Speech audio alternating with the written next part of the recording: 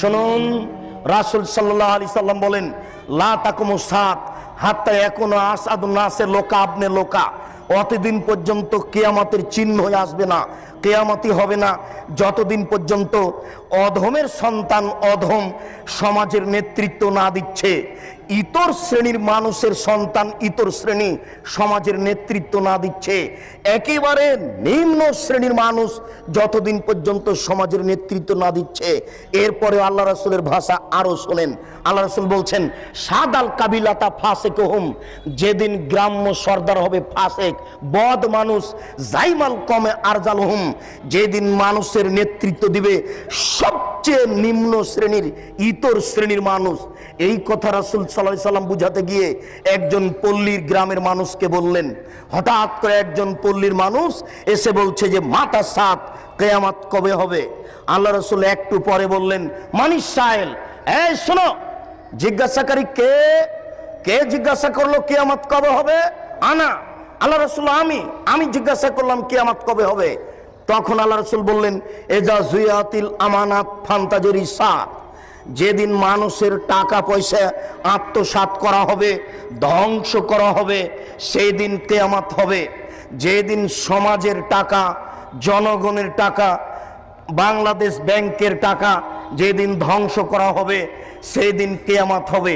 তখন সাহাবী ওই পল্লীর মানুষ বুঝতে পারলেন না। উনি বলছেন, কাইফা ইজাতুহা, কিভাবে 10-এর পয়সা ধ্বংস করা হয়? তখন আল্লাহ রাসূল বললেন, এজা উসসিদাল আমরিলা গায়রি আহলিহি ফান্তাজরি সাত, যেদিন অযোগ্য মানুষের হাতে, অথর্ব মানুষের হাতে, ইতর শ্রেণীর মানুষের হাতে, নিম্ন শ্রেণীর মানুষের হাতে দায়িত্ব তুলে দেওয়া হবে, সেদিন তোমরা ভাবিও যে এখন 10-এর পয়সা ধ্বংস করা হবে। আপনাদেরকে সামাজিকভাবে নেতৃত্ব পর্যায়ের একটা অবস্থা আপনার সামনে আমি পেশ করে দেখালাম। এবার একটু আপনাকে আমি শোনাই আলেম শ্রেণীর অবস্থা। উভয়ই, এরা যেমন ধর্ম বিক্রি করছে, ওরা তেমন সমাজকে ধ্বংস করছে। এরা যেমন ধর্ম বিক্রি করছে, ওরা তেমন সমাজের টাকা পয়সা একবারে লুটপাট করে খাচ্ছে, আর সমাজের জনগণের উপরে একবারে চালাচ্ছে নির্যাতন। এখানে যদি আপনি 5 শতক জমি কিনেন, তাহলে প্রতি হাজারে এত টাকা ট্যাক্স দিতে হবে, কারেন্ট বিল দিতে হয়, পানি বিল দিতে হয়, আপনার ওই গ্যাস বিল দিতে হয়, আপনার ওই বাড়ির ট্যাক্স দিতে হয়, জমির খাজনা দিতে হয়, জমি কিনলে টাকা দিতে হয়, আর 2000 টাকা কারেন্ট বিল, 200 টাকা কারেন্ট বিল, 2000 টাকা হলো। প্রত্যেকটা জায়গাতে আপনি দেখতে পাবেন নির্যাতন আর নির্যাতন, নির্যাতন আর নির্যাতন। এটা হচ্ছে সামাজিক নেতাদের নির্যাতন। আর তাদের সামাজিক কাজ সব জাহেলিয়াতে পরিপূর্ণ, তাদের সামাজিক কাজ জাহেলিয়াতে পরিপূর্ণ। অনেক দিন আগে থেকেই জাহেলিয়াত শুরু হয়েছে ভারত, বাংলাদেশ, পাকিস্তানের মাটিতে। নইলে 20,000 লোক 22 বছর ধরে একটা কবর বানালো, 20,000 লোক 22 বছর ধরে একটা কবর বানালো।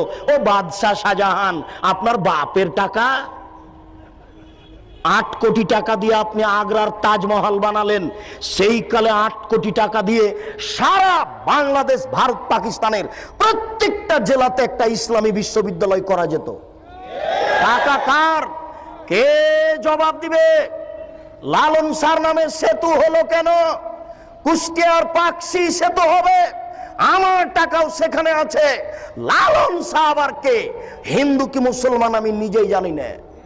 কার নামে আমার সেতু হবে? মানে কারো বাপের টাকা নাকি? এটা আমার টাকা, নিজের বাপের টাকা দান করে লালন শাহ সেতু করতে হবে। সাবধান থাকুন।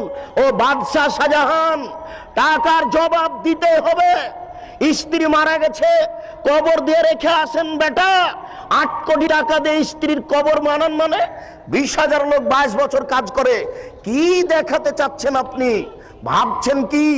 কয়দিন সময়? সেই দিন আর বেশি দেরি নেই, যেই দিন অক্ষরে অক্ষরে বুঝাতে হবে টাকা কার, এসব টাকা কার। আশ্চর্য! কেন হবে ব্যক্তির নামে বিমানবন্দর? কেন হবে ব্যক্তির নামে সেতু? কেন হবে এসব অন্যায় যেখানে সেখানে? এত ছবি মূর্তি রাস্তাঘাটে কেন হবে? আমি মূর্তি গড়তে এসেছি, আমি মূর্তি ভাঙতে আসি, আমি মূর্তি গড়তে আসিনি। আমি মূর্তি ভাঙতে এসেছি। আমি মুসলিম চির রণবীর, আমি মরণকে করি না ভয়। মরলে শহীদ, বাঁচলে গাজী, আমার উভয় সমান। আমার জেল যতটুকু সেল ততটুকু, বাইরে যতটুকু ভিতরে ততটুকু, জেলে যতটুকু সেলে ততটুকু, বাহিরে যতটুকু ভিতরে ততটুকু। আমি মুসলিম চির রণবীর, মরণকে করি না ভয়। আমি মাথায় করে মূর্তি রাস্তায় নিয়ে যেতে পারি না। তুমি কাপুরুষ, তুমি কাপুরুষের বাচ্চা। তোমার শরীরে পুজ আছে, তোমার শরীরে পুজ আছে, তোমার শরীরে রক্ত নেই। তোমার শরীরে যদি রক্ত থাকতো তাহলে এটা মুসলিম রক্ত, এটা হচ্ছে মুসলিম গোশত, এটা মুসলিম রক্ত, এটা মুসলিম গোশত, এটা হচ্ছে ইব্রাহিমের রক্ত। ইব্রাহিম আলাইহিস সালাম লাথি মেরে ছবি মূর্তি ভেঙে চৌচির করেছেন। আমার নবী মুহাম্মদ সাল্লাল্লাহু আলাইহি ওয়াসাল্লাম লাঠি হাতে করে কাবা ঘরে ঢুকলেন, ঢুকে বলছেন, জাল হক এসেছে সত্য, ওয়াজাহাকাল বাতিল চলে গেছে মিথ্যে, ইন্নাল বাতিলা নিশ্চয় মিথ্যে, কানা জাহুকা চিরদিন মিথ্যে। এই বলে লাথি মেরে সব বাপের ছবি মূর্তিকে ভেঙে চৌচির করে দিলেন। আর আপনি কাপুর সন্তান, মাস্টার ডিগ্রি পাস ছেলে, আপনি কি করে রাস্তাঘাটে মূর্তি তৈরি করলেন? আপনি কি করে ঢাকা বিশ্ববিদ্যালয়ের মাঠে, রাজশাহী বিশ্ববিদ্যালয়ের মাঠে, যেখানে সেখানে মূর্তি তৈরি করলেন? আপনার শরীরে রক্ত নয়, ওগুলো পুজ আছে, ওগুলো হাসপাতালে গিয়ে বের করে ফেলেন, ওগুলো দিয়ে লাভ হবে না। এই বিদ্যা দিয়ে লাভ হবে না। সামাজিক কুসংস্কারে একবারে সমাজ পরিপূর্ণ হয়ে আছে, সামাজিক কুসংস্কারে সমাজ একবারে পরিপূর্ণ হয়ে আছে। আশ্চর্য, সারা বাংলাদেশে রাস্তাঘাটে ল্যাংটা মেয়েকে সাজিয়ে দিয়ে লাকসাবান বিক্রি করা হচ্ছে। এটাই হচ্ছে জাহেলিয়াত। টিভিটা অন করলেই চলে আসে ল্যাংটা মেয়ে পাউডার বিক্রি করছে, এটাই হচ্ছে জাহেলিয়াত। টিভি অন করলে দেখা যায় নগ্ন মেয়ে চলে আসছে, দাঁতের মাজন বিক্রি করছে, এটাই হচ্ছে জাহেলিয়াত। আপনার এই টিনগুলিতে আছে ছবি মূর্তি গরুর, এটাই হচ্ছে জাহেলিয়াত। জায়নামাজে আছে কাবা ঘরের ছবি, এটাই হচ্ছে জাহেলিয়াত। মসজিদের মেহরাবের দুই দিকে লেখা, দুই দিকে আছে কাবা ঘরের টাইলস, এটাই হচ্ছে জাহেলিয়াত। মেহরাবের ডান দিকে আল্লাহ, বাম দিকে মোহাম্মদ, এটাই হচ্ছে জাহেলিয়াত।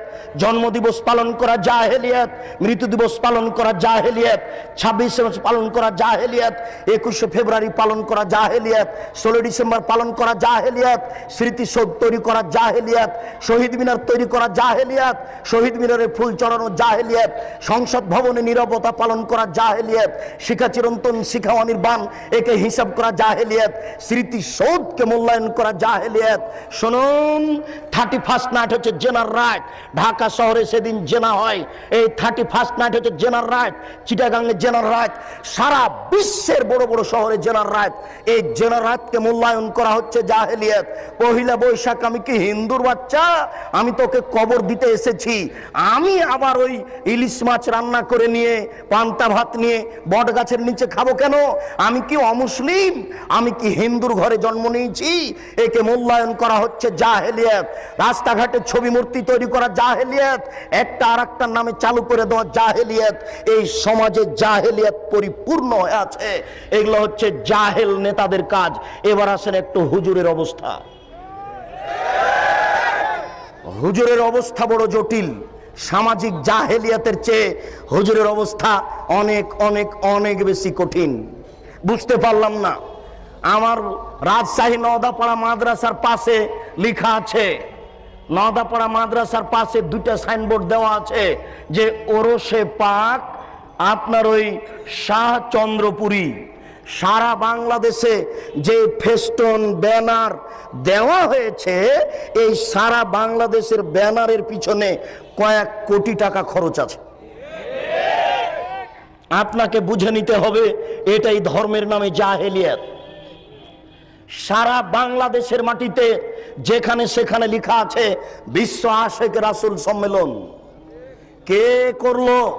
মনে হচ্ছে যে রাতে রাতে হয়ে গেছে। দেওয়াল লিখতে কয়েক কোটি টাকা খরচ আছে। এটাই হচ্ছে জাহেলিয়াত। আশ্চর্য, গতকালকে 11টার পরে আমি হাজিদের এক সম্মেলনে নাটোরে বক্তব্য দিচ্ছিলাম।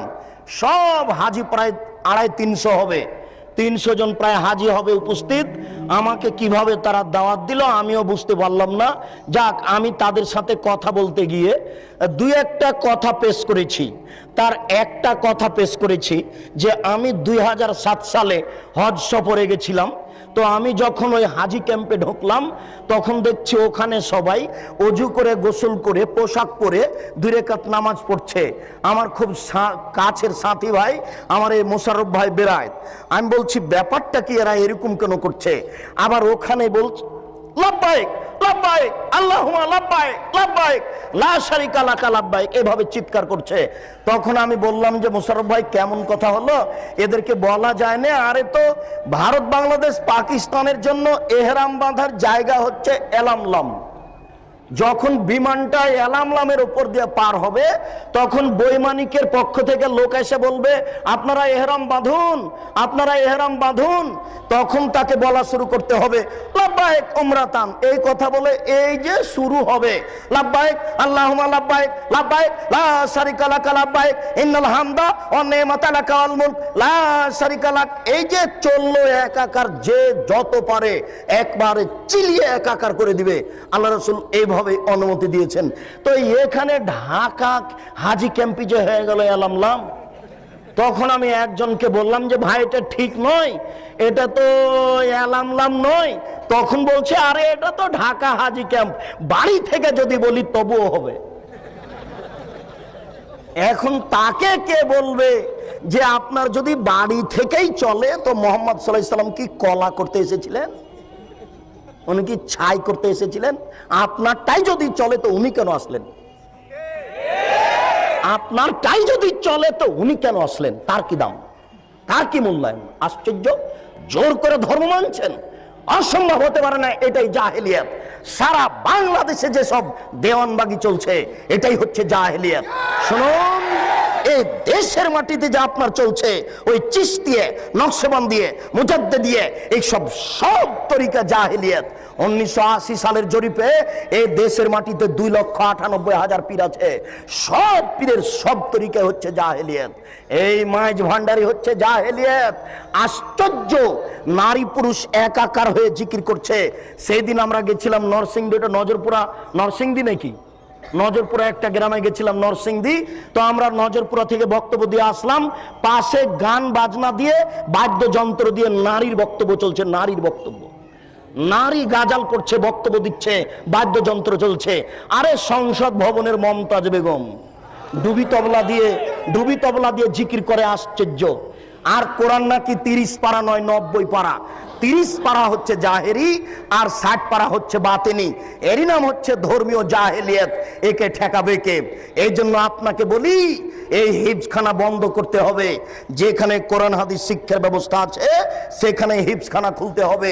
এই ছেলেটাকে আপনি কেন হাফেজ করলেন? এর বয়স হচ্ছে 16 বছর। মাথায় একটা উঁচু টুপি দিয়েছে, তার উপর একটা রুমাল দিয়ে মানুষের বাড়িতে মিলাদ করে বেড়াচ্ছে, কোরআন মাজিদ পড়ছে আর ভালো কিছু খাবার দিচ্ছে, 200 টাকা পকেটে দিয়েছে। একবারে খুশি হয়ে গেছে, চিৎকার করে আমার বাপের নামে দোয়া করে চলে আসলো। এ জাতির কি করতে পারে? যে চলিসা করে বেড়াই, যে কুলখানি করে বেড়াই, যে মানুষের দোকান করে আপনার উদ্বোধন করে কোরআন মাজিদ পড়ে, যে মানুষের বাড়ি উদ্বোধন করে কোরআন মাজিদ পড়ে, সেই হাফেজ দিয়ে কি হবে? সেই হিফজখানা বন্ধ করতে হবে। এই সামাজিক জাহেলিয়াত, এই ধর্মীয় জাহেলিয়াতের জন্য এই 3 নম্বর শ্রেণীর ছেলে দেওয়া হবে না। একেবারে বলিষ্ঠ কণ্ঠের, একেবারে নির্ভীক সেনা, যার অন্তরে কোনো ভয় ভীতি থাকবে না, যার বিদ্যের সামনে পৃথিবীর কোনো বিদ্যা টিকবে না। জাকির নায়কের মতো পৃথিবীর কোনো বিদ্যা তার সামনে টিকবে না, এবং নির্ভীক সেনা হবে। আমি মুসলিম চির রণবীর, মরণকে করি না ভয়, মরলে শহীদ বাঁচলে গাজী। এই কণ্ঠ নিয়ে যে মাঠে নামবে সেই জাতির উপকার করতে পারে, সেই এই সামাজিক কুসংস্কার বন্ধ করতে পারে, সেই এই ধর্মীয় কুসংস্কার বন্ধ করতে পারে। তাছাড়া এইসব হাফেজ দিয়ে কাজ হবে না। এ তো মানুষের দোকান উদ্বোধন করে, এ তো মানুষের বাড়ি উদ্বোধন করে। এর দ্বারা শরীয়তের কি আশা করা যেতে পারে? শুনুন, ওই পশ্চিম দিকে গাধাতে ইট বহে। গাধাতে কি বহে? ইট বহে। ভ্যান যেখানে যেতে পারে না, গাধা সেখানে যেতে পারে। অনেকগুলি ইট আপনি গাধার উপরে চাপিয়ে দিয়েছেন। এরপরে যেখানে নামাতে হবে সেখানে গাধা চলে গেল। এবার আপনি কি করেছেন, আপনি বইয়ের দোকানদার, অনেকগুলি কোরআন মাজিদ তার উপরে তুলে দিয়েছেন, ও চলে গেল আপনার কোরআনের দোকানে। তো গাধা কি জানতে পারলো যে এখন কোরআন না ইট? ও তো জানতে পারলো না যে আমার পিঠে কোরআন আছে না ইট আছে। তো যেই ব্যক্তি শুধু কোরআন মুখস্থ করলো, দাওয়াত খেয়ে বেড়ালো, এ তো বুঝতে পারলো না যে কোরআন, এই কোরআনের ভিতরে আছে জাল হক এসেছে সত্য, ওয়াজাহাকাল বাতিল চলে গেছে মিথ্যে, ইন্নাল বাতিলা নিশ্চয় মিথ্যে, কানা যাউকা। এই দেশের জাহেলিয়াতকে লাথি মেরে ডুবিয়ে দিতে চাই, এই দেশের অন্যায়কে যে কোনো মূল্যে উৎখাত করতে চাই। আল্লাহ তুমি বড় দয়াবান, তুমি বড় রহমান, তুমি বড় ক্ষমাশীল, তুমি বড় শক্তিশালী।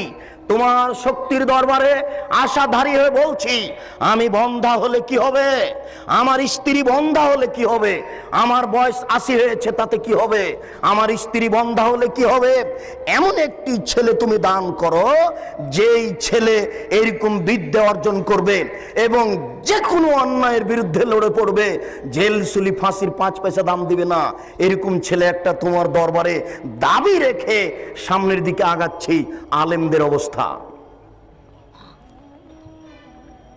আনাস রাদিয়াল্লাহু তাআলা আনহু বলেন, রাসূল সাল্লাল্লাহু আলাইহি ওয়াসাল্লাম বললেন, রাআইতু লাইলাতান উসরিয়া বি, আমি এক রাতে একদা আমি নিজেকে দেখলাম জিবরাইল আমাকে উপর দিকে নিয়ে চলে যাচ্ছেন। আমাদের নবী বলছেন, জিবরাইল একদা আমাকে উপর দিকে নিয়ে চলে যাচ্ছেন, যেতে যেতে দেখি অনেক মানুষ, তুকরাজো সাফাহুম বিমাকারে জামিনান্নার, যাদের ঠোঁট এবং জিহ্বাকে আগুনের কেঁচি দিয়ে কেটে দেওয়া হচ্ছে। আমি বললাম, জিবরাইল মান হাউলায়, এরা কারা? হায় হায়, যাদের ঠোঁট এবং জিহ্বাকে আগুনের কেঁচি দিয়ে কেটে দেওয়া হচ্ছে, এরা কারা? তখন জিবরাইল আলাইহিস সালাম বললেন, হাউলায়ে খুতবাউ মিন উম্মাতিক, এরা হচ্ছে আপনার উম্মতের বক্তা, যারা বক্তৃতা করে বেড়ায়, তাদের ঠোঁট এবং জিহ্বাকে আগুনের কেঁচি দিয়ে কেটে দেওয়া হচ্ছে। বারবার বলছে কোরআন শরীফ, অথচ কোরআন শরীফ হবে না, কি হবে? কোরআন মাজিদ। তাহলে বক্তা দিয়ে কি হতে পারে? কোরআন মাজিদের শেষে যে দোয়া আছে 1 পৃষ্ঠা, সেটাও মানুষ রচিত। তাহলে আলিম দিয়ে কি হতে পারে? কোরআন তেলাওয়াত শেষে সাদাকাল্লাহুল আজিম বললে এই আলেম দিয়ে কি হতে পারে? যে ব্যক্তি মানুষের মতামতকেই বলে চূড়ান্ত, সেই ব্যক্তি দিয়ে কি হতে পারে? আল্লাহ রাসূল বলছেন, আমি দুনিয়া থেকে চলে গেলাম, দুটি জিনিস রেখে গেলাম, কোরআন এবং আমার হাদিস। কি করে ব্যক্তির কথা এখানে আসতে পারে? বড় হুজুরের কথা কি করে আসতে পারে? পীর সাহেবের কথা কি করে আসতে পারে? বুজুর্গানের দিনের কথা কি করে আসতে পারে? পৃথিবীর কোন মানুষের কথা গ্রহণীয় হবে না, শুধুমাত্র একজন মানুষের কথা গ্রহণীয় হবে, যার নাম মুহাম্মদ সাল্লাল্লাহু আলাইহি সাল্লাম। তিনি বলছেন, শোনো, লাউ কানা মূসা হাইয়ান, আজ যদি মূসা আলাইহিস সালাম জীবিত হন, পীর সাহেব তো দূরের কথা, বড় হুজুর তো দূরের কথা, বুজুর্গানের দিন তো দূরের কথা, এখন যদি মূসা আলাইহিস সালাম জীবিত হন, তারাক্তুমুনি, যদি তোমরা আমাকে ছেড়ে দাও, লাত্তাবাতুমুহু, আর তোমরা যদি মূসাকে গ্রহণ করো, তাহলে তোমরা লাসলালতুম, ভ্রান্ত হয়ে যাবে, তোমাদেরকে জাহান্নামে যেতে হবে। তোমার পীর সাহেব তো দূরের কথা, বুজুর্গানের দিন তো দূরের কথা, এখন যদি মূসা আলাইহিস সালাম জীবিত হন, মূসা, আর তোমরা যদি আমাকে ছেড়ে দিয়ে মূসাকে মানো, তাহলে তোমাদের সবাইকে জাহান্নামে যেতে হবে, কেউ টিকতে পারবে না। তাহলে আপনার পীর সাহেব বুজুর্গানের দিন কোনো ব্যক্তির এখানে প্রশ্নে আসে না, মাত্র একজন মানুষের কথা চলবে, যার নাম মুহাম্মদ সাল্লাল্লাহু আলাইহি সাল্লাম। ওসামা ইবনে যায়েদ রাদিয়াল্লাহু তাআলা আনহু বলেন, রাসূল সাল্লাল্লাহু আলাইহি সাল্লাম বলেন, ইজা ইয়াউমাল কিয়ামা বিরাজুলিন ইউলকা ফিন্নার, বিচারের মাঠে একজন লোককে নিয়ে যাওয়া হবে, এরপরে জাহান্নামে নিক্ষেপ করা হবে। তান্দালে কাকতা বহু ফিন্নারে, সেই ব্যক্তি জাহান্নামে যাওয়ার সাথে সাথে নাড়ি ভুঁড়ি তার বের হয়ে ঝুলতে থাকবে। ওয়াথানু ফিহা কাতাহানিল হিমারে বেরাহাহু, ও তার নাড়ি ভুঁড়ির চতুর্দিকে ঘুরতে থাকবে জাহান্নামে, যেইভাবে গাধা তার রাহাটের চতুর্দিকে ঘুরতে থাকে। এই কথা আপনি ভালোভাবে বুঝতে পারবেন না। গরুর পায়ে ধান মারা দেখেছেন কি? গরু যেমন ধানের উপরে ঘুরে, ওইভাবে মাওলানা সাহেব তার নারী ভুঁড়ির চতুর্দিকে ঘুরবে। ফায়াজতামু আলাইহি আহলুন নার, জাহান্নামীরা সেখানে জমা হয়ে বলবে, মালাক, হুজুর কি খবর? হুজুর আপনার অবস্থা কেন এইরূপ? তা'মুরুনা বিল মারুফ ওয়া তানহাউনা আনিল মুনকার, আপনি তো আমাদেরকে ভালো কাজের আদেশ করছিলেন, মন্দ কাজের নিষেধ করছিলেন, তা আপনি কেন জাহান্নামে? আপনার অবস্থা কেন এইরূপ? তখন মাওলানা সাহেব বলবেন, কি বলি, আমরুকুম বিল মারুফ ওয়া লা আতিহে, আমি ভালো বলেছি, ভালো করিনি যে। আমি মন্দ থেকে নিষেধ করেছি আর নিজেই মন্দ করেছি। চুক্তি ছাড়া হুজুরের বক্তব্য চলে না। হুজুর বক্তব্য এখানে ঠিকই দেন, আর মেয়ে ঠিকই ঢাকা বিশ্ববিদ্যালয়ে পড়ে ফতোয়া গায়ে দিয়ে। আরে 4 মাসের চিল্লাই চলে গেছে হুজুর গো, আহাল পরিবার কার হাতে জিম্মে দিয়ে চলে গেছে। স্ত্রী ঠিকই নগ্ন হয়ে ঘুরে বেড়াচ্ছে, মেয়ে ঠিকই কলেজের মাঠে ঘুরছে, আবার উনি লন্ডনে গিয়ে তাসবি টিপছে। দেখেন আশ্চর্য ধর্ম। আপনি এদেশের নেতা নেত্রীর ধর্ম দেখে অবাক হচ্ছেন, আপনি দেখেন হুজুরের ধর্ম আশ্চর্য। আমরা নেতা নেত্রীর ধর্ম দেখে আশ্চর্য হই যে নেতা নেত্রী কবরের পাশে দাঁড়িয়ে হাত তুলে দোয়া করছে। আরে নেতা নেত্রী নারী পুরুষ তো আছে আছে, হিন্দু হাত তুলে আছে। তাহলে ধর্মকে মজাক করা হচ্ছে? এটা ধর্ম কিছু না, এটা হাতের ময়লা, এটা নিজের ব্যাপার। ঠিক নেতা নেত্রীর যেমন নিজের ব্যাপার, এই চিল্লার হুজুরের তেমন নিজের ব্যাপার। ওইখানে গিয়ে তাসবি টিপে আর এইখানে মেয়ে বিশ্ববিদ্যালয়ে পড়ে। আশ্চর্য। আল্লাহ রাসূল বলছেন যে তোমার উপরে তোমার স্ত্রীর 5টা জিনিস রাখলাম। এই শোনো, তোমার উপরে তোমার স্ত্রীর 5টা জিনিস রাখলাম। 1, যে মানের খাচ্ছ সে মানের খাওয়াবা। 2, যে মানের পড়ছো সে মানের পড়বা। 3, কখনো কটু কথা বলবা না। 4, কখনো মুখের উপরে মারবা না। 5, তুমি তোমার বাড়ি ছাড়া তাকে কোথাও যেতে দিবা না, তোমার বাড়ি ছাড়া কোথাও তুমি তাকে থাকতে দিবা না। এটা স্বামী মানে ক্ষমতা। স্বামী মানে ক্ষমতা। চাচির বাড়ি যেতে পাবে না, খালার বাড়ি যেতে পাবে না, ফুফুর বাড়ি যেতে পাবে না, মায়ের বাড়ি যেতে পাবে না। যেতেই যদি হয় তাহলে 3 দিনের বেশি থাকতে পাবে না। 3 দিন থাকলে আপনাকে সাথে থাকতে হবে। 3 দিনের বেশি থাকলে সাদকা হয়ে যাচ্ছে, ওটা আপনাকে খরচ দিতে হবে, টাকা আপনাকে দিতে হবে। 3 দিনের পরে যেটা আপনার শ্বশুর বাড়িতে খাবে ওটা সাদকা, অতএব 3 দিনের পরে চলবে না। মেহমানি 3 দিনের বেশি চলে না। শুনুন, আপনার বাড়ি ছাড়া আপনার স্ত্রী কোথাও থাকতে পারে না। তো বাজারে আছে যে আপনি মরেছেন এই জন্য, আপনার বড় ছেলে মারা গেছে এই জন্য আপনার স্ত্রী বাজারে আছে। ও বাজারে যাবে কেন? ও তো নারী, ও তো বাড়ির জিনিস। ওকে আল্লাহ রাসূল ঘেরে রাখতে বলছেন, ওকে আল্লাহ রাসূল ঢেকে রাখতে বলছেন, ওকে আল্লাহ বাড়িতে থাকতে বলছেন। আল্লাহ তাআলা বলছেন, ওয়াকারনা ফি বুয়ুতিকুন্না ওয়ালা তাবাররাজনা তাবারুজাল জাহিলিয়াতিল উলা। হে মুসলিম মহিলা, তোমরা বাড়িতে থাকো। বন্যতার যুগে, বর্বরতার যুগে, অসভ্যতার যুগে নারীরা যেভাবে প্রদর্শনী দিয়ে চলতো সেভাবে তোমরা চলো না। এটাই হচ্ছে বন্যতা, এটাই হচ্ছে বর্বরতা, এটাই হচ্ছে অসভ্যতা। অতএব আপনি বাড়ি রেখে কোথায় যাবেন? 5টা জিনিস আপনার উপরে জরুরি জিম্মেদারি। আপনি বাড়ি থেকে চলে যাচ্ছেন, এটা হচ্ছে আলেম মানুষ হিসেবে আপনার একটা দুর্গতি আসার প্রমাণ। শুনুন, আবু হুরায়রা রাদিয়াল্লাহু তাআলা আনহু বলেন, অন্য এক বর্ণনায় সামরা ইবনে জুনদুব রাদিয়াল্লাহু তাআলা আনহু বলেন, আল্লাহর নবী বলছেন, আমার 2 হাত ধরে জিবরাইল এবং মিকাইল টেনে নিয়ে যেতে লাগলেন। যেতে যেতে দেখি একটা লোক এইভাবে চিত হয়ে শুয়ে রয়েছে, পাশে একটা লোক দাঁড়িয়ে আছে, তার হাতে একটা বড় পাথর রয়েছে। ইয়াসদাখু বিরাসাহু, এই পাথর দিয়ে তার মাথাকে ভেঙে চৌচির করে দিচ্ছে। ফায়জা জারাবাহু তাদাদাহাল হাজারো ফান্তালাকা ইলাইহি, মারার সাথে সাথে মাথা ফেটে একবারে চৌচির হয়ে যাচ্ছে আর পাথরটা ছিটকে দূরে চলে যাচ্ছে। এই লোকটি আবার পাথর আনতে যাচ্ছে, পাথর আনতে না আনতেই মাথা ঠিক হয়ে গেছে, আবার মারে, আবার চৌচির হয়, পাথর দূরে চলে যায়। আল্লাহ রাসূল বললেন, জিবরাইল, মা হাজা, একই দৃশ্য, এ কে যার মাথাকে এভাবে চৌচির করে দেওয়া হচ্ছে, ফাটিয়ে দেওয়া হচ্ছে?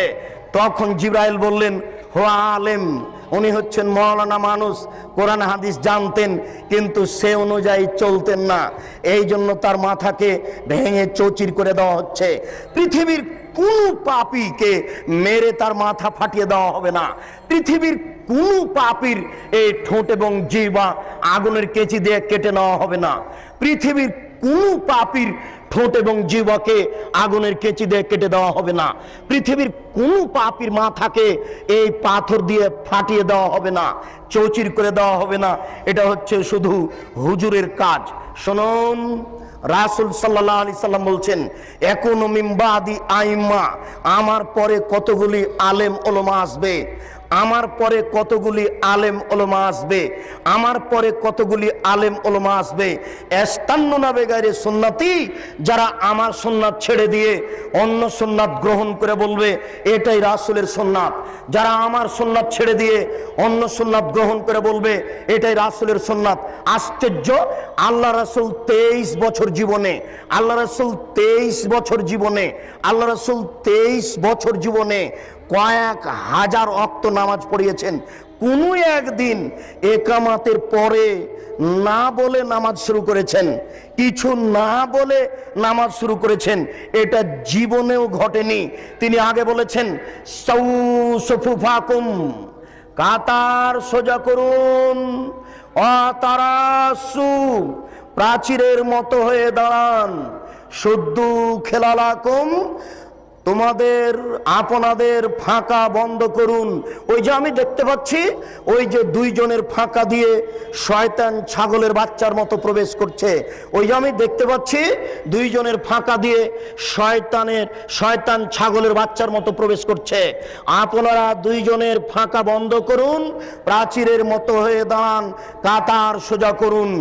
মান সাদ্দা ফুরজাতান বানাল্লাহু লাহু বাইতান ফিল জান্নাহ, কেউ যদি দুইজনের ফাঁকা বন্ধ করে তাহলে আল্লাহ তার জন্য জান্নাতে ঘর বানাবেন, তাহলে আল্লাহ তার জন্য জান্নাতে ঘর বানাবেন। চলেন আপনাকে মাদারটেক বাজারে দুই একটা মসজিদে দেখাই, দুইজন দাঁড়িয়ে আছে, দুইজনের মাঝে আরো দুইজন ধরবে। চলেন আপনাকে বাইতুল মুকাররমে দেখাই, কোন জায়গাতে দুইজনের মাঝে আরো 10 জন ধরবে। ওইদিকে ইমাম সাহেব এই ইমামের জায়গাতে আসতেই বলছে যে কাতার সোজা করুন। আল্লাহর মুখখানে বলিয়ে নেয় যে একামাত দেন, এই কথা বলে না, ও বলছে যে কাতার সোজা করুন, অথচ তাকে বলতে হবে একামাত দেন। এরপরে ওখানে যাবে, একামাত চলতে থাকবে, মুসল্লিদের মুখে মুখে দাঁড়িয়ে থাকতে হবে, আর বলতে হবে কাতার সোজা করুন, প্রাচীরের মতো হয়ে দাঁড়ান, দুইজনের ফাঁকা বন্ধ করুন। এক পর্যায়ে পশ্চিমমুখী হয়ে আল্লাহু আকবার বলে নামাজ শুরু করতে হবে। কত বড় জাহেল, কত বড় অজ্ঞ, কত বড় জাহেল, কত বড় অজ্ঞ হুজুর! আরে জিন্দেগিতে একবারও বলে না, একবারও বলে না। আজ থেকে আপনি পরীক্ষা করুন, এখন যে ফজরের নামাজে পরীক্ষা করুন, আশ্চর্য, অবাক হতে হয়। আল্লাহ রাসূল বলছেন, থামের ভিতরে দাঁড়াবা না, লাইনের যেন বিচ্ছিন্নতা না আসে, থামের ভিতরে দাঁড়াবেন না, পায়ের মাঝে দাঁড়াবেন না, যেন কাতারের ভিতরে বিচ্ছিন্নতা না আসে। কেউ যদি ওই পায়ের মাঝামাঝিতে দাঁড়িয়ে গেছে, তখন সাহাবীগণ তাকে ধাক্কা দিয়ে আগে এবং পিছে করে দিয়েছেন। ওরে হুজুর, কত বড় জাহেল! ওই কাতারের মাঝে এইভাবে রেখেছে জুতা স্যান্ডেলের বাক্স। দেখেন আপনি এই বাজারে, এই শহরে কত মসজিদ এইভাবে আছে। আল্লাহর নবী বলছেন, এক শ্রেণীর মাওলানা আলেম ওলামা বের হবে, যারা আমার সুন্নাত ছেড়ে দিয়ে অন্য সুন্নাত ধরে বলবে এটাই রাসূলের সুন্নাত। লাখো সুন্নাতকে তারা কবর দিচ্ছে, যেটা রাসূলের নয়, রাসূলের যেটা আছে সেটাকে কবর দিয়ে অন্য একটা বানিয়ে চলেছে। আশ্চর্য, আপনাকে একটু বলতে হয়, আশ্চর্য, আপনাকে একটু বলতে হয়, আমাদের নবী বৃহস্পতিবার এবং সোমবার রোজা থাকতেন। কেন জানেন? আমাদের নবী বৃহস্পতিবার এবং সোমবার রোজা থাকতেন এই জন্য যে সাপ্তাহিক রিপোর্ট পেশ করা হয় বৃহস্পতিবার আর সোমবার। আমাদের নবী মুহাম্মদ সাল্লাল্লাহু আলাইহি সাল্লাম চাইতেন যে যখন আমার রিপোর্টটা পেশ করা হবে তখন আল্লাহ দেখুক যে আমি রোজা আছি। আমার রিপোর্টটা যখন পেশ করা হবে তখন আল্লাহ দেখুক যে আমি রোজা আছি। এটা তিনি চাইতেন, এই জন্য বৃহস্পতিবার সোমবার সিয়াম পালন করতেন। বুঝাতে পেরেছি কি? বাৎসরিক রিপোর্ট পেশ করা হয় শাবান মাসে, বাৎসরিক রিপোর্ট পেশ করা হয় শাবান মাসে। আমাদের নবী মুহাম্মদ সাল্লাল্লাহু আলাইহি সাল্লামের জানা ছিল না যে শাবান মাসের কোন দিনে রিপোর্ট পেশ করা হয়। এই জন্য আয়েশা রাদিয়াল্লাহু তাআলা আনহা বলছেন যে ওই দিনটাকে ধরার জন্য আল্লাহ রাসূল পুরো শাবান সিয়াম পালন করতেন, তবে শাবানকে রমজানের সাথে লাগিয়ে দিতেন না। উম্মু সালামা রাদিয়াল্লাহু তাআলা আনহা বলেন, আমাদের নবী মুহাম্মদ সাল্লাল্লাহু আলাইহি সাল্লাম পুরো শাবান সিয়াম পালন করতেন, তবে শাবানকে রমজানের সাথে লাগিয়ে দিতেন না। কেন? তিনি ভাবতেন এই দিনটা আমাকে ধরতেই হবে। বাৎসরিক যখন রিপোর্ট পেশ করা হবে তখন আল্লাহ দেখুক যে আমি রোজা আছি। বাৎসরিক যখন রিপোর্ট পেশ করা হবে তখন আল্লাহ দেখুক যে আমি রোজা আছি। এটা দেখানোর জন্য তিনি শাবান মাসে বেশি বেশি রোজা রাখতেন। ভারত, বাংলাদেশ, পাকিস্তানের এই সব হুজুরেরা জাহেলের পরিচয় দিয়ে কিভাবে জেনে নিল সেদিন 15ই শাবান। ভারত, বাংলাদেশ, পাকিস্তানের হুজুরেরা কিভাবে জেনে নিল সেদিন হচ্ছে 15ই শাবান। তাই তারা কলকারখানা, অফিস, আদালত, কোর্ট কাচারি, শিক্ষা প্রতিষ্ঠান বন্ধ করে রাতে গোসল করে আতর গোলাপ মেখে দিনে রোজা থাকে। অসম্ভব হতে পারে না। আল্লাহ রাসূল বললেন আমার সুন্নাত ছেড়ে দিয়ে তারা অন্য সুন্নাতকে ধরে বলবে এটাই রাসূলের সুন্নাত। প্রায় পুরো শাবান সিয়াম পালন করা হচ্ছে রাসূলের সুন্নাত, আর একদিন সিয়াম পালন করা হচ্ছে ভারতের সুন্নাত, মানুষের সুন্নাত। 27শে রজব কোরআন মাজিদ নাজিল হয়েছে, আল্লাহ রাসূল গেছিলেন মেরাজে। এই কথার ভিত্তিতে মেরাজের দিন রোজা রাখতে হবে, এটা মিথ্যে। কোরআন মাজিদের আয়াত পেশ করা হচ্ছে মিলাদের জন্য 4টে। আল্লাহ মিলাদ করেছেন, নবী মিলাদ করেছেন, সাহাবীগণ মিলাদ করেছেন। কত বড় ডাহা মিথ্যে কথা সাহাবীদের উপরে! এগুলো সব বাতেনি কোরআন, এগুলো হচ্ছে বাতেনি বানাওয়াট কথা, অসম্ভব হতে পারে না।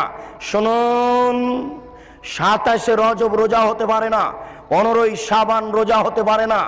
এইগুলি হচ্ছে রাসূলের সুন্নাতকে ছেড়ে দিয়ে অন্য সুন্নাত গ্রহণ করা, রাসূলের আদর্শকে ছেড়ে দিয়ে অন্য আদর্শ গ্রহণ করা।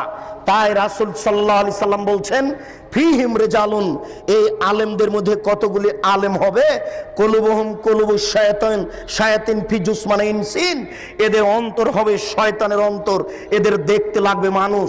এদের অন্তর হবে শয়তানের অন্তর, এদের দেখতে লাগবে মানুষ। এদের অন্তর হবে শয়তানের অন্তর, এদের দেখতে লাগবে মানুষ। আল্লাহর রাসূল এক শ্রেণীর আলেমকে শয়তান বললেন। আল্লাহ রাসূল এক শ্রেণীর আলেমের জিহ্বা কেটে নেওয়া হবে এই কথা বললেন। এক শ্রেণীর আলেমকে জাহান্নামে নিক্ষেপ করা হবে, তার নাড়ি ভুঁড়ি বের হয়ে ঝুলতে থাকবে এই কথা বললেন। এক শ্রেণীর আলেমকে একবারে চিৎ করে ফেলে দিয়ে মাথা ফাটিয়ে চৌচির করে দেওয়া হবে এই কথা আল্লাহ রাসূল বললেন। প্রায় হাদিসগুলি বুখারী মুসলিমের। আপনাকে আমি এই অংশে দেখালাম সামাজিক জাহেলিয়াত আর আলেমদের জাহেলিয়াত। অতএব সামাজিক জাহেলিয়াত ঠেকানো যেমন জরুরি, আলেমদের জাহেলিয়াত তেমন ঠেকানো জরুরি। কে সব জাহেলিয়াত ঠেকাবে? হুজুর, আপনি টুঙ্গির মাঠে লক্ষ লক্ষ জনগণকে নিয়ে হাত তুলে দোয়া করছেন। আপনার কথা তো খুব ভালো লাগে যখন আপনি বলেন সুবহানাল্লাহ বললে এত নেকি হয়, আলহামদুলিল্লাহ বললে এত নেকি হয়, আল্লাহু আকবার বললে এত নেকি হয়, সুন্দর করে ওযু করে 2 রাকাত নামাজ পড়লে অতীতের সব পাপ ক্ষমা হয়ে যায়। আপনার ভালো কাজের আদেশ তো খুব মিঠা লাগলো। আপনি যখন হাত তুলে দোয়া করছেন তখন এই দেশের নেতা নেত্রী সামনে আছেন, এই দেশের লাখো লাখো জনগণ সামনে আছে। আপনি হাত তুলে দোয়া করার পূর্বে বলবেন শুনুন দেশবাসী, দেশের নেতা নেত্রী শুনুন, মহান আল্লাহ যেখানে ভালো কাজের আদেশ করতে বলেছেন সেখানে মন্দ কাজের নিষেধের কথা বলেছেন। অতএব আমি টুঙ্গির মাঠে মন্দ কাজের নিষেধ করো তো বলতে চাচ্ছি, আলী রাদিয়াল্লাহু তাআলা আনহু বলেন, রাসূল সাল্লাল্লাহু আলাইহি সাল্লাম বলেন, আলী লা তাদু তিমসালান ইল্লা তামাস্তাহু, আলী তুমি ছাড়বে না কোনো ছবি মূর্তি, সবকে ভেঙে খান খান করে দাও। ওয়ালা কাবরান মুশরিফান ইল্লা সাওয়াইতাহু, ছাড়বে না তুমি উঁচু কবর, সবকে ভেঙে সমান করে দাও। অতএব আমি হাত তুলে দোয়া করার পূর্বে মন্দ কাজের নিষেধ করতে বলতে চাচ্ছি, 24 ঘন্টার মধ্যে বাংলাদেশে যত উঁচু কবর রয়েছে, শাহজালাল সিলেটি, শাহপরান, গোলাপ শাহের মাজার, আর আপনার শাহ নিয়ামতুল্লাহর কবর, আর যত উঁচু কবর আছে সবকে ভেঙে দিতে হবে। এই দেশে যত ছবি মূর্তি আছে 24 ঘন্টার মধ্যে সবকে ভেঙে দিতে হবে। মন্দ কাজের নিষেধ। শুনুন দেশবাসী, দেশের নেতা নেত্রী, আমি হাত তুলে দোয়া করার পূর্বে মন্দ কাজের নিষেধ করতে বলতে চাই। টাঙ্গাইলের পতিতালয় বন্ধ করতে হবে, ফরিদপুরের পতিতালয় বন্ধ করতে হবে। বাংলাদেশের মাটিতে 24 ঘন্টার মধ্যে যত পতিতালয় রয়েছে সব বন্ধ করতে হবে। আমি মন্দ কাজের নিষেধ করতে বলতে চাচ্ছি, বাংলাদেশে যত ব্যাংকিং ব্যবস্থা রয়েছে 24 ঘন্টার মধ্যেই সুদী ব্যাংকিং ব্যবস্থা বন্ধ করতে হবে। হুজুর, মন্দ কাজের নিষেধ পান না খুঁজে? ভালো কাজের আদেশ তো সহজেই করা যায়। সুবহানাল্লাহ বললে এত নেকি হয়, আলহামদুলিল্লাহ বললে এত নেকি হয়, আল্লাহু আকবার বললে এত নেকি হয়, সুন্দর করে ওযু করে 2 রাকাত নামাজ পড়লে অতীতের পাপ ক্ষমা হয়ে যায়। ভালো কাজের আদেশ করা সহজ, মন্দ কাজের আদেশ করা সহজ নয়, মন্দ কাজের নিষেধ করা সহজ নয়।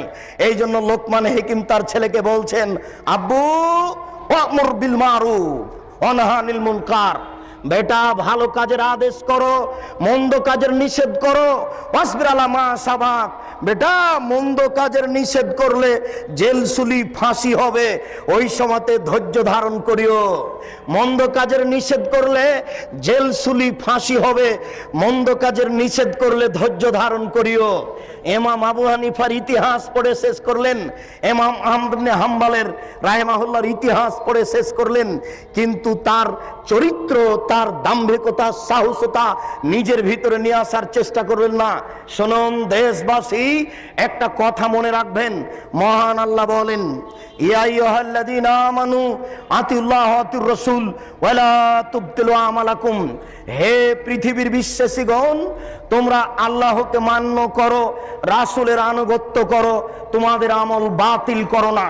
শুনুন উপস্থিত বৈঠকের দিনী মুসলিম ভাই ও বোন, আল্লাহ তাআলা 1 নম্বর আয়াতে বলেছেন, আল্লাহকে মান্য করুন, রাসূলের আনুগত্য করুন, তোমাদের আমল বাতিল করো না। আল্লাহ তাআলা বলেন, আল্লাহকে মান্য করা মানে শিরক করা যাবে না, রাসূলের আনুগত্য মানে কোনো বেদাত কাজ করা যাবে না। মানুষ যদি আল্লাহকে মান্য না করে শিরক করে, মানুষ যদি রাসূলের আনুগত্য না করে বিদআত করে, তাহলে তার আমল বাতিল হবে। শিরক করলে অতীতের নেকি নষ্ট হয়ে যায়, আল্লাহকে অপমান করা হয়, আল্লাহকে হেয় তুচ্ছ করা হয়। শিরক করলে অতীতের নেকি নষ্ট হয়ে যায়, আল্লাহকে অপমান করা হয়, আল্লাহকে হেয় তুচ্ছ করা হয়। বিদআত করলে ইবাদত কবুল হয় না, রাসূলকে অপমান করা হয়, রাসূলকে হেয় তুচ্ছ করা হয়। সম্মানিত দিনী ভাই, শহরের ব্যাপার আমি যে বিষয়ে আলোচনা করতে চাচ্ছিলাম সেই বিষয়ে অন্যদিন আলোচনা হবে। প্রথম যে 2টি বিষয় আপনার সামনে মোটামুটিভাবে পেশ করলাম, এই বিষয়গুলি আমরা সময় সাপেক্ষে আরো বিস্তারিত পেশ করেছি। সেইগুলো ইন্টারনেটের মাধ্যমে এবং অন্যান্য মোবাইলের মাধ্যমে বা ইসলামিক টিভিতে সপ্তাহে 1 দিন মঙ্গলবার আর পিস টিভিতে সপ্তাহে 3 দিন, এইসব দিনগুলিতে এই বিষয়গুলি বিস্তারিত জেনে নেওয়ার চেষ্টা করুন। এই দাওয়াত দিয়ে আজকের সংক্ষিপ্ত আলোচনা এখানেই শেষ করো তো বলছি। আল্লাহ, আমাদের যারা মারা গেছে তুমি তাদের কবরের শাস্তি মাফ করো, আমরা যারা অসুস্থ তাদের তুমি আরোগ্য দান করো, আমরা যারা বেঁচে আছি তুমি তাদেরকে তোমার রাসূলের পদ্ধতি অনুযায়ী চলার তৌফিক দান করো। শুনুন, রাসূল সাল্লাল্লাহু আলাইহি সাল্লাম বলেন, লা তাকুমুস সাআত হাত্তা ইয়াকুনা আসআদুন নাসে লোকা আবনে লোকা, অতদিন পর্যন্ত কিয়ামতের চিহ্ন হয়ে আসবে না, কিয়ামতই হবে না যতদিন পর্যন্ত অধমের সন্তান অধম সমাজের নেতৃত্ব না দিচ্ছে। ইতর শ্রেণীর মানুষের সন্তান ইতর শ্রেণী সমাজের নেতৃত্ব না দিচ্ছে, একেবারে নিম্ন শ্রেণীর মানুষ যতদিন পর্যন্ত সমাজের নেতৃত্ব না দিচ্ছে, এরপরে আল্লাহ রাসূলের ভাষা আরো শোনেন। আল্লাহ রাসূল বলছেন, সাদাল কাবিলাতা ফাসিকুহুম, যেদিন গ্রাম্য সর্দার হবে ফাসেক, বদ মানুষ, জাইমাল কমে আরজালহুম, যেদিন মানুষের নেতৃত্ব দিবে সবচেয়ে নিম্ন শ্রেণীর ইতর শ্রেণীর মানুষ। এই কথা রাসূল সাল্লাল্লাহু আলাইহি সাল্লাম বুঝাতে গিয়ে একজন পল্লীর গ্রামের মানুষকে বললেন। হঠাৎ করে একজন পল্লীর মানুষ এসে বলছে যে মাতা সাত, কিয়ামত কবে হবে? আল্লাহ রাসূল একটু পরে বললেন, মানিস সাইল, এই শোনো, জিজ্ঞাসাকারী কে? কে জিজ্ঞাসা করলো কিয়ামত কবে হবে? আনা। আল্লাহ রাসূল, আমি জিজ্ঞাসা করলাম কিয়ামত কবে হবে। তখন আল্লাহ রাসূল বললেন, এজা জুয়াতিল আমানাত ফান্তাজরি সাত, যেদিন মানুষের টাকা পয়সা আত্মসাৎ করা হবে, ধ্বংস করা হবে, সেই দিন কিয়ামত হবে। যেদিন সমাজের টাকা, জনগণের টাকা, বাংলাদেশ ব্যাংকের টাকা যেদিন ধ্বংস করা হবে, সেই দিন কিয়ামত হবে। তখন সাহাবী ওই পল্লীর মানুষ বুঝতে পারলেন না। উনি বলছেন, কাইফা জাতহা, কিভাবে 10-এর পয়সা ধ্বংস করা হয়?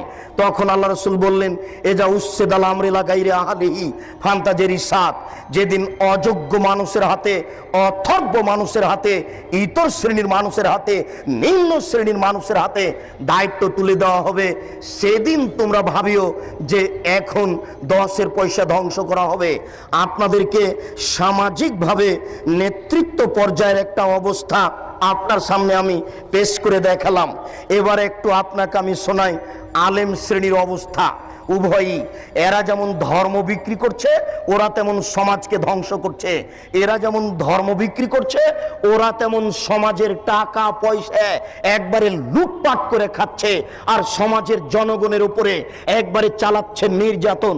এখানে যদি আপনি 5 শতক জমি কিনেন, তাহলে প্রতি হাজারে এত টাকা ট্যাক্স দিতে হবে, কারেন্ট বিল দিতে হয়, পানি বিল দিতে হয়, আপনার ওই গ্যাস বিল দিতে হয়, আপনার ওই বাড়ির ট্যাক্স দিতে হয়, জমির খাজনা দিতে হয়, জমি কিনলে টাকা দিতে হয়, আর 2000 টাকা কারেন্ট বিল, 200 টাকা কারেন্ট বিল, 2000 টাকা হলো।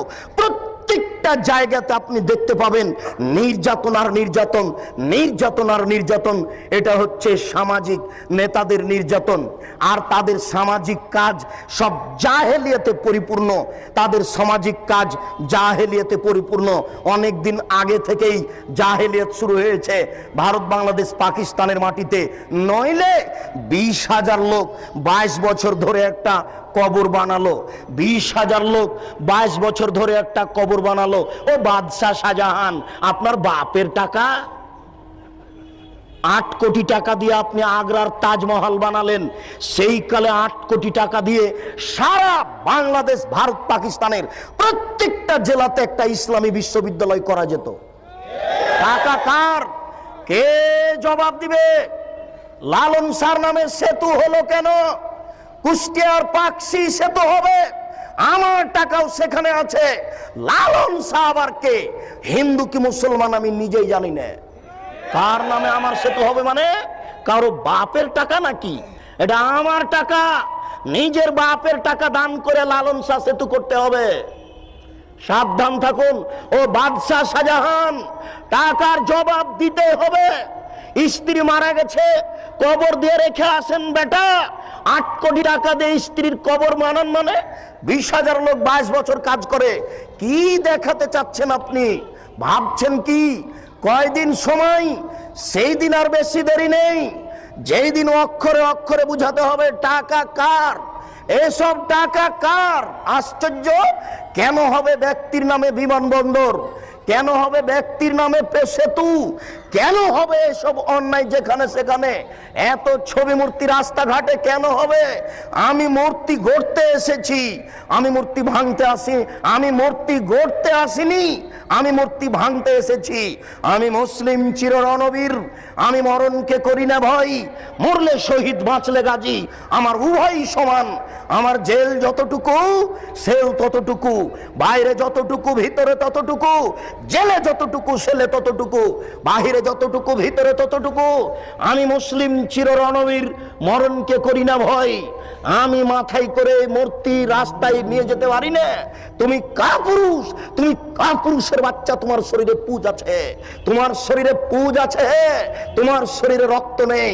তোমার শরীরে যদি রক্ত থাকতো তাহলে এটা মুসলিম রক্ত, এটা হচ্ছে মুসলিম গোশত, এটা মুসলিম রক্ত, এটা মুসলিম গোশত, এটা হচ্ছে ইব্রাহিমের রক্ত। ইব্রাহিম আলাইহিস সালাম লাথি মেরে ছবি মূর্তি ভেঙে চৌচির করেছেন। আমার নবী মুহাম্মদ সাল্লাল্লাহু আলাইহি সাল্লাম লাঠি হাতে করে কাবা ঘরে ঢুকলেন, ঢুকে বলছেন জাল হক এসেছে সত্য, ওয়াজাহাকাল বাতিল চলে গেছে মিথ্যে, ইন্নাল বাতিলা নিশ্চয় মিথ্যে, কানা জাহুকা চিরদিন মিথ্যে। এই বলে লাথি মেরে সব বাপের ছবি মূর্তিকে ভেঙে চৌচির করে দিলেন। আর আপনি কাপুর সন্তান, মাস্টার ডিগ্রি পাস ছেলে, আপনি কি করে রাস্তাঘাটে মূর্তি তৈরি করলেন? আপনি কি করে ঢাকা বিশ্ববিদ্যালয়ের মাঠে, রাজশাহী বিশ্ববিদ্যালয়ের মাঠে যেখানে সেখানে মূর্তি তৈরি করলেন? আপনার শরীরে রক্ত নয়, ওগুলো পুজ আছে, ওগুলো হাসপাতালে গিয়ে বের করে ফেলেন, ওগুলো দিয়ে লাভ হবে না। এই বিদ্যা দিয়ে লাভ হবে না। সামাজিক কুসংস্কারে একবারে সমাজ পরিপূর্ণ হয়ে আছে, সামাজিক কুসংস্কারে সমাজ একবারে পরিপূর্ণ হয়ে আছে। আশ্চর্য, সারা বাংলাদেশে রাস্তাঘাটে ল্যাংটা মেয়েকে সাজিয়ে দিয়ে লাকসাবান বিক্রি করা হচ্ছে। এটাই হচ্ছে জাহেলিয়াত। টিভিটা অন করলেই চলে আসে ল্যাংটা মেয়ে পাউডার বিক্রি করছে, এটাই হচ্ছে জাহেলিয়াত। টিভি অন করলে দেখা যায় নগ্ন মেয়ে চলে আসছে, দাঁতের মাজন বিক্রি করছে, এটাই হচ্ছে জাহেলিয়াত। আপনার এই টিনগুলিতে আছে ছবি মূর্তি গরুর, এটাই হচ্ছে জাহেলিয়াত। জায়নামাজে আছে কাবা ঘরের ছবি, এটাই হচ্ছে জাহেলিয়াত।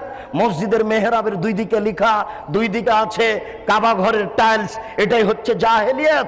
মেহরাবের ডান দিকে আল্লাহ, বাম দিকে মোহাম্মদ, এটাই হচ্ছে জাহেলিয়াত। জন্মদিবস পালন করা জাহেলিয়াত, মৃত্যু দিবস পালন করা জাহেলিয়াত, 26শে মার্চ পালন করা জাহেলিয়াত, 21শে ফেব্রুয়ারি পালন করা জাহেলিয়াত, 16 ডিসেম্বর পালন করা জাহেলিয়াত, স্মৃতিসৌধ তৈরি করা জাহেলিয়াত, শহীদ মিনার তৈরি করা জাহেলিয়াত, শহীদ মিনারে ফুল চড়ানো জাহেলিয়াত, সংসদ ভবনে নীরবতা পালন করা জাহেলিয়াত, শিখা চিরন্তন শিখা অনির্বাণ একে হিসাব করা জাহেলিয়াত, স্মৃতিসৌধকে মূল্যায়ন করা জাহেলিয়াত। শুনুন, 31st নাইট হচ্ছে জেনার রাইট। ঢাকা শহরে সেদিন জেনা হয়, এই 31st নাইট হচ্ছে জেনার রাইট, চিটাগাংয়ে জেনার রাইট, সারা বিশ্বের বড় বড় শহরে জেনার রাইট। এই জেনার রাইটকে মূল্যায়ন করা হচ্ছে জাহেলিয়াত। পহিলা বৈশাখ আমি কি হিন্দুর বাচ্চা? আমি তোকে কবর দিতে এসেছি, আমি আবার ওই ইলিশ মাছ রান্না করে নিয়ে পান্তা ভাত নিয়ে বট গাছের নিচে খাবো কেন? আমি কি অমুসলিম? আমি কি হিন্দুর ঘরে জন্ম নিয়েছি? একে মূল্যায়ন করা হচ্ছে জাহেলিয়াত। রাস্তাঘাটে ছবি মূর্তি তৈরি করা জাহেলিয়াত, একটা আর একটার নামে চালু করে দেওয়া জাহেলিয়াত। এই সমাজে জাহেলিয়াত পরিপূর্ণ হয়ে আছে। এগুলো হচ্ছে জাহেল নেতাদের কাজ। এবার আসেন একটু হুজুরের অবস্থা। হুজুরের অবস্থা বড় জটিল। সামাজিক জাহেলিয়াতের চেয়ে হুজুরের অবস্থা অনেক অনেক অনেক বেশি কঠিন। বুঝতে পারলাম না। আমার রাজশাহী নওদাপাড়া মাদ্রাসার পাশে লেখা আছে, নওদাপাড়া মাদ্রাসার পাশে দুইটা সাইনবোর্ড দেওয়া আছে যে ওরসে পাক আপনার ওই শাহচন্দ্রপুরী। সারা বাংলাদেশে যে ফেস্টন ব্যানার দেওয়া হয়েছে, এই সারা বাংলাদেশের ব্যানারের পিছনে কয়েক কোটি টাকা খরচ আছে। আপনাকে বুঝে নিতে হবে এটাই ধর্মের নামে জাহেলিয়াত। সারা বাংলাদেশের মাটিতে যেখানে সেখানে লেখা আছে বিশ্ব আশেক রাসূল সম্মেলন। কে করলো? মনে হচ্ছে যে রাতে রাতে হয়ে গেছে। দেওয়াল লিখতে কয়েক কোটি টাকা খরচ আছে। এটাই হচ্ছে জাহেলিয়াত। আশ্চর্য, গতকালকে 11টার পরে আমি হাজিদের এক সম্মেলনে নাটোরে বক্তব্য দিচ্ছিলাম। সব হাজি প্রায় 250-300 হবে, 300 জন প্রায় হাজি হবে উপস্থিত। আমাকে কিভাবে তারা দাওয়াত দিল আমিও বুঝতে পারলাম না। যাক, আমি তাদের সাথে কথা বলতে গিয়ে দুই একটা কথা পেশ করেছি। তার একটা কথা পেশ করেছি যে আমি 2007 সালে হজ সফরে গেছিলাম। তো আমি যখন ওই হাজি ক্যাম্পে ঢুকলাম তখন দেখছি ওখানে সবাই অজু করে গোসল করে পোশাক পরে 2 রাকাত নামাজ পড়ছে। আমার খুব কাছের সাথী ভাই আমার এই মোশাররফ ভাই বেরায়েত, আমি বলছি ব্যাপারটা কি, এরা এরকম কেন করছে? আবার ওখানে বলছে লাব্বাইক লাব্বাইক আল্লাহুম্মা লাব্বাইক লাব্বাইক লা শারিকা লাকা লাব্বাইক, এভাবে চিৎকার করছে। তখন আমি বললাম যে মোশাররফ ভাই কেমন কথা হলো, এদেরকে বলা যায় না। আরে তো ভারত বাংলাদেশ পাকিস্তানের জন্য এহরাম বাঁধার জায়গা হচ্ছে এলামলাম। যখন বিমানটা এলামলামের উপর দিয়ে পার হবে তখন বৈমানিকের পক্ষ থেকে লোক এসে বলবে আপনারা এহরাম বাঁধুন, আপনারা এহরাম বাঁধুন। তখন তাকে বলা শুরু করতে হবে লাব্বাইক উমরাতান, এই কথা বলে এই যে শুরু হবে লাব্বাইক আল্লাহুম্মা লাব্বাইক লাব্বাইক লা শারিকা লাকা লাব্বাইক ইন্নাল হামদা ওয়া নি'মাতা লাকা ওয়াল মুলক লা শারিকা লাক। এই যে চললো একাকার, যে যত পারে একবারে চিলিয়ে একাকার করে দিবে। আল্লাহ রাসূল এইভাবে অনুমতি দিয়েছেন। তো এখানে ঢাকা হাজি ক্যাম্পে যে হয়ে গেল এলামলাম, তখন আমি একজনকে বললাম যে ভাই এটা ঠিক নয়, এটা তো এলামলাম নয়। তখন বলছে আরে এটা তো ঢাকা হাজি ক্যাম্প, বাড়ি থেকে যদি বলি তবুও হবে। এখন তাকে কে বলবে যে আপনার যদি বাড়ি থেকেই চলে, তো মোহাম্মদ সাল্লাল্লাহু আলাইহি সাল্লাম কি কলা করতে এসেছিলেন? উনি কি ছাই করতে এসেছিলেন? আপনারটাই যদি চলে তো উনি কেন আসলেন? আপনারটাই যদি চলে তো উনি কেন আসলেন? তার কি দাম, তার কি মূল্যায়ন? আশ্চর্য, জোর করে ধর্ম মানছেন, অসম্ভব হতে পারে না। এটাই জাহেলিয়াত। সারা বাংলাদেশে যে সব দেওয়ানবাগি চলছে এটাই হচ্ছে জাহেলিয়াত। শুনুন, এই দেশের মাটিতে যা আপনার চলছে ওই চিশতিয়া, নকশবন্দিয়া, মুজাদ্দিদিয়া